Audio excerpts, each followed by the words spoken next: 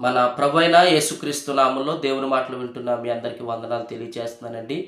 దేవుడు గడిచిన దినములంతా కూడా కాచి కాపాడి సజీవుల లెక్కలో ఉంచినందుకు ప్రభువుని నేను ఎంతగానో స్తుతిస్తున్నానండి. దేవుని వాక్యాన్ని ఈరోజు కూడా మనం ధ్యానం చేసుకుందాం. బైబిల్ గ్రంథం నుండి కొరింథీయులకు రాసినటువంటి 2వ పత్రిక 5వ అధ్యాయము 17వ వచనంలో ఉన్నటువంటి వాక్యాన్ని మనం చదువుకుందాం. కాగా ఎవడైనను క్రీస్తు యేసునందున్న ఎడల వాడు నూతన సృష్టి, పాతవి గతించును, ఇదిగో క్రొత్తవాయెను. దేవుని నామానికి మహిమ కలుగునుగాక. చూడండి దేవుని బిడ్డలారా, చదవబడినటువంటి వాక్యంలో కాగా క్రీస్తు యేసునందున్న వారికి అంటున్నాడు. క్రీస్తు యేసునందున్నటువంటి వారు ఎవరైనా సరే వారు నూతనముగా మార్చబడాలి, నూతన సృష్టిగా వారు మార్చబడాలి. వారిలో పాతవి కనపడకుండా వారు నూతనముగా వారు జీవించాలి అని ప్రభు యొక్క వాక్యము తెలియపరుస్తుంది. దేవునికి మహిమ కలుగును గాక. దేవుని బిడ్డలారా, క్రీస్తును కలిగి ఉన్నటువంటి మనము, ఈ మాటలు వింటున్నటువంటి మనం అందరం కూడా గమనిస్తే, క్రీస్తును కలిగి ఉన్నటువంటి మనము మనలో ఒక నూతనమైనటువంటి జీవితం కనపడుతుందా? ఒక నూతనమైనటువంటి వ్యక్తిత్వాన్ని కలిగి మనం ఉంటున్నామా? ఒక నూతనమైనటువంటి స్వభావంతో ఒక క్రొత్త జీవితాన్ని ప్రారంభించేటువంటి వ్యక్తులుగా మనం ఉన్నామా అనేది మనల్ని మనం ఒకసారి పరిశీలన చేసుకోవాల్సినటువంటి అవసరత ఎంతైనా ఉందంటండి. కానీ ఇక్కడ అంటున్నాడు, దేవుని యొక్క వాక్యం తెలియపరుస్తుంది, ఎవడైనను క్రీస్తు యేసునందున్న ఎడల, ఏ వ్యక్తి అయినా సరే క్రీస్తుని కలిగి ఉన్నప్పుడు, నేను క్రీస్తును నమ్ముకున్నానండి, నేను యేసుక్రీస్తు ప్రభుని నేను వెంబడిస్తున్నానండి, యేసుక్రీస్తు ప్రభుని నేను కలిగి ఉన్నటువంటి వ్యక్తినండి అని చెప్పే ఏ వ్యక్తి అయినా సరే, ఆ వ్యక్తిలో ఏం కనబడాలో తెలుసా? నూతన స్వభావము, నూతన జీవితము, నూతన సృష్టి వలె ఆ వ్యక్తి మార్చబడాలంటండి. దేవునికి మహిమ కలుగును గాక.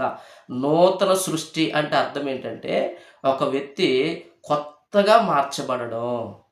ఒక వ్యక్తి తనలో ఉన్నటువంటి ఆ పాపపు బీజం, ఆ పాత బ్రతుకు, ఒకప్పుడు వ్యభిచారం చేసేవాడు, ఒకప్పుడు తాగుడు తాగేవాడు, ఒకప్పుడు పాపం చేసేవాడు, ఒకప్పుడు ఇష్టానుసారంగా తిరిగేవాడు. అయితే ఆ వ్యక్తి క్రీస్తును కలిగి ఉన్న తర్వాత, ఆ వ్యక్తి క్రీస్తుని వెంబడించిన తర్వాత, ఆ పాతవి ఏవి కనపడకుండా, ఆ పాతవి సమాధి చేయబడి ఆ వ్యక్తి అంటండి నూతనముగా ఆ వ్యక్తి మార్చబడాలంటండి. దేవునికి మహిమ కలుగును గాక. ఈ రోజుని క్రీస్తుని వెంబడిస్తున్నామో కానీ మనలో నూతన స్వభావం అనేది ఉండట్లేదు. క్రీస్తుని కలిగి ఉంటున్నామే కానీ పాత జీవితాన్ని మనం విడిచిపెట్టట్లేదు, పాత బ్రతుకుని మనం విడిచిపెట్టట్లేదు. కానీ ఇక్కడ వాక్యం అంటుంది, నూతన సృష్టిగా మార్చబడాలి, పాతవి గతించెను, సమస్తమును కొత్తవాయెను అంటున్నాడు. దేవునికి మహిమ కలుగును గాక. క్రీస్తుని వెంబడిస్తున్న మనం ఏదో నామకార్థంగా ప్రభుని మనం నమ్ముకోవడం కాదు, కానీ మనలో నూతనమైనటువంటి స్వభావం మనం ధరించుకోవాలి, నవీన స్వభావాన్ని మనం ధరించుకోవాలి. ఒక నూతనమైనటువంటి జీవితాన్ని క్రీస్తు యేసునందు మనము ప్రారంభించే వ్యక్తులుగా మనం ఉండాలంటండి. దేవునికి మహిమ కలుగును గాక. ఈ వాక్యాన్ని ప్రకటిస్తున్నటువంటి నేనండి, ఒకప్పుడు మరి చెడు స్నేహాలు చేస్తూ వ్యసనాలకు లోనయ్యి త్రాగుడికి అలవాటు పడి తల్లిదండ్రుల మాట వినకుండా మరి ఇష్టానుసారంగా తిరిగి నా జీవితాన్ని పాడు చేసుకున్నటువంటి వ్యక్తిని. అయితే క్రీస్తుని కలిగి ఉన్న తర్వాత, క్రీస్తుని పట్టుకున్న తర్వాత, క్రీస్తుని నమ్మిన తర్వాత అండి నా జీవితాన్ని ప్రభువుకి నేను సమర్పించుకున్నాను. ఈరోజు నీ పాతవి నాలో ఏవి కనపడవు. ఒక త్రాగుడు అనేది నాలో లేదు, ఒక సిగరెట్లు కాల్చడం, వ్యసనాలు అనేవి నాలో లేవు. అవన్నిటిని విడిచిపెట్టేశాను. పాతవన్నీ కూడా మనం విడిచిపెట్టాలి, అనగా పాతవి గతించిపోవాలి. మనలో కొత్త జీవితాన్ని మనము ప్రారంభించాలి. కొత్త జీవితం మనలో కనపడాలంటున్నాడు ప్రభు. గనుక ఈ మాటలు వింటున్నటువంటి మనం ఎంతగా మనం కొత్తగా మార్చబడ్డామా, లేదా పాత బ్రతుకునే ఇంకా మనం పాత జీవితంలోనే జీవిస్తున్నామనేది మనల్ని మనం పరిశీలన చేసుకోవాలి.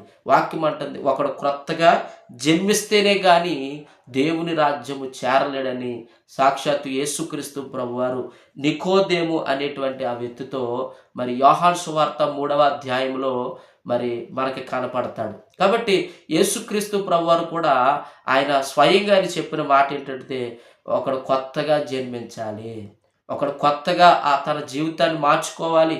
మనము దేవుని బిడ్డలారా, చాలామంది ఈ రోజుల్లో పాత జీవితంలోనే వారు జీవిస్తున్నారు. ఆ పాపపు బ్రతుకులని జీవిస్తున్నారు.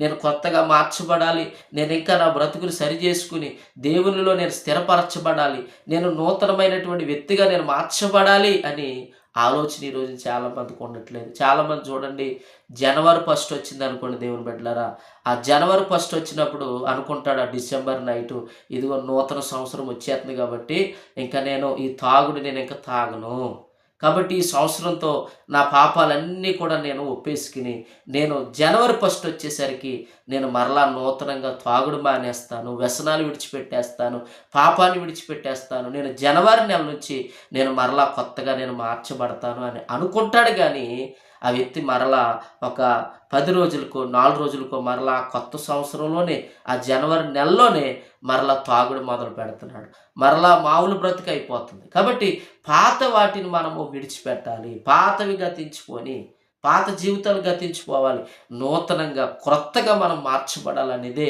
ప్రభు యొక్క ఉద్దేశం. క్రీస్తుని మనం వెంబడించాలి, ఎందుకు ఆయన మనం కలిగి ఉండాలంటే మన బ్రతుకులు కొత్తగా మార్చుకుని పాపాన్ని, చెడు వ్యసనాలు, చెడు మార్గాలు విడిచిపెట్టి ప్రభు బిడ్డలుగా ఈ లోకంలో ఒక నూతనమైనటువంటి బ్రతుకుని మనం బ్రతకాలనేదే ప్రభు యొక్క ఉద్దేశం. కాబట్టి ఈ మాటలు వింటున్నటువంటి మనం అందరం కూడా గమనించాలి.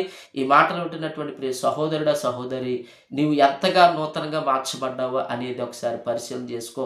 దేవుడు అంటున్నాడు, నువ్వు నూతనంగా మార్చబడాలి, నీ బ్రతుకుని పాత వాటిని విడిచిపెట్టాలి, నీవు నూతనమైనటువంటి వ్యక్తిగా నువ్వు మార్చబడాలి, నూతన స్వభావాన్ని విడిచిపెట్టాలి. అప్పుడు నీ జీవితము ధన్యకరంగా మార్చబడుతుంది. అంతేకాదు అపోస్తలుడైనటువంటి పౌలు గారు కూడా ఏమంటాడంటే, నేను పూర్వము హింసకుడును, దూషకుడును, హానికరుడును అంటాడు. నేను పూర్వము క్రీస్తుని తెలియకముందు, క్రీస్తుని వెంబడించకముందు, క్రీస్తు నా జీవితంలో రాకముందు నేను పూర్వము హింసించేవాడిని, దూషించేవాడిని.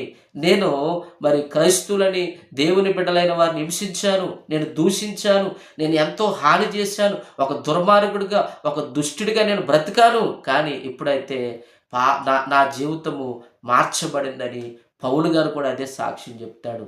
నేను పూర్వము అంటే గతించిన దినాల్లో నేను చెడ్డవాడిని. గతించిన దినాల్లో అనగా క్రీస్తుని కలగక ముందు మనం అందరం చెడ్డవారమే. క్రీస్తు మన జీవితంలోకి రాకముందు మనం పాపులమే. క్రీస్తు మన జీవితంలోకి వచ్చిన తర్వాత మనం పరిశుద్ధులుగా మార్చబడాలి, ఒక నూతనమైనటువంటి జీవితాన్ని మనం జీవించాలి, ఒక క్రొత్త జీవితాన్ని మనం ప్రారంభించాలని ప్రభు వాక్యం చెప్తుంది. ఈ మాటలు ఉంటున్నటువంటి దేవుని బిడ్డలారా, దేవుని సేవకుడిగా మీకు తెలియజేస్తున్నాను. ఇంకా మారాలని చెప్పి వాయిదాలు వేస్తున్నావా? ఇంకా కొత్తగా నేను మారాలని అనుకుని వాయిదాలు వేసి మార్పు లేనటువంటి వ్యక్తిగానే ఉంటే గనక ఇదిగో ప్రభు నీతో మాట్లాడుతాడు. ఎక్కడైనా నీ మనస్సును మార్చుకుని నూతనమైనటువంటి జీవితాన్ని నువ్వు జీవిస్తే దేవుడు నీకు సహాయం చేస్తాడు, దేవుడు నీకు అన్ని విషయాలు మేలు చేస్తాడు. నూతనంగా మార్చబడదాం. ప్రభుని మనం వెంబడిస్తున్నాం. మనం క్రీస్తునందు ఉన్నటువంటి వారు ఎవరైనా సరే వారు నూతన సృష్టి అంటున్నాడు. నూతనమైనటువంటి జీవితాలు మనం ప్రారంభించి పాత వాటిని విడిచిపెట్టి, పాత బ్రతుకుని విడిచిపెట్టి, పూర్వపు దినాలను మనము మర్చిపోయి నూతనంగా మనం ప్రభువులో మనం ముందడుగు వేద్దాం, మనం ప్రయాణం చేద్దాం. అటువంటి కృప దేవుడు మనకు దయచేయునుగాక. ఆమేన్. ప్రార్థన. పరిశుద్ధుడాన్ని కొందనాలు, స్తోత్రాలు చెల్లిస్తున్నాను నాయన. ఈ యొక్క దినాన్ని మాటలు విన్నటువంటి బిడ్డలందరిని బట్టి నీకు స్తోత్రాలు ప్రభా. కాగా క్రీస్తునందున ఎడల వారు నూతన సృష్టి, పాతవి గతించెను, సమస్తమును కొత్తవాయెను అని వాక్యం తెలియపరిచినట్టుగా మా బ్రతుకులను నూతనపరచండి, మా జీవితాలని, మా స్వభావాలను ప్రభు మార్చండి. ఇంకెవరైతే క్రొత్తగా మార్చబడుకోకుండా పాత జీవితంలో, పాపపు బ్రతుకులో, పాత వాటిలోనే, పాత అలవాటులోనే వారు జీవిస్తున్నారు, యేసు నామములో వారందరికీ కూడా ఒక నూతనమైనటువంటి జీవితాన్ని వారికి అనుగ్రహించమని ప్రార్థన చేస్తున్నాను. అయ్యా ప్రభ, పాతవి గతించిపోవాలి ప్రభ, నూతనముగా నీలో మార్చబడ్డానికి నీ కృప దయచేయండి. మా ప్రియ బిడ్డలందరినీ నువ్వు ఆశీర్వదించండి. ఈ మాటలు విన్న బిడ్డలు ఎవరైతే ఉన్నారో వారందరినీ నువ్వు అయ్యా నువ్వు దర్శించి వారిని ఆశీర్వదించమని ప్రార్థన చేస్తున్నాను. వారిలో నూతన స్వభావం వారికి కలుగును గాక, నూతన సృష్టిగా వారు మార్చబడుదురుగాక. అటువంటి కృపను తండ్రి మా బిడ్డలందరికీ దయచేయండి. అయ్యా వారి వ్యాపారాలను దీవించండి, వారి ఉద్యోగాలను దీవించండి, వారి పాడి పంటలను దీవించండి. రోగులైన వారు ఎవరైనా ఉంటే వారికి స్వస్థత, ఆరోగ్యము యేసు నామములో కలుగునుగాకని ప్రార్థన చేస్తున్నాను. అయ్యా మా ప్రియ బిడ్డలందరినీ దీవించండి. ఈరోజు అయ్యా పెళ్లి రోజు, పుట్టినరోజు జరుపుకుంటున్న వారికి దీర్ఘాయుష్ను కలిగి చేయండి నాయన. నీవే సహాయం చేసి నీ కృప మాకు తోడుగా ఉంచమని యేసు నామములో ప్రార్థించి స్తుతించి అడుగుతున్నాం తండ్రి. ఆమేన్, ఆమేన్, ఆమేన్. అందరికీ వందనాలండి. దయచేసి వాక్యం ఉన్న వారందరూ కూడా మీరు రిప్లై ఇవ్వండి. కామెంట్‌లో రాయండి. మీ ప్రార్థన అవసరతలు తెలియపరచండి. మీ కొరకు మేము ఎప్పుడు ప్రార్థన చేస్తాం. మా కొరకు, మా పరిచర్య కొరకు మీ అనుదిన ప్రార్థనలో జ్ఞాపకం చేసుకోండి. దేవుడి కృప మీకు తోడై ఉండి నడిపించును గాక. ఆమేన్. ఆమేన్.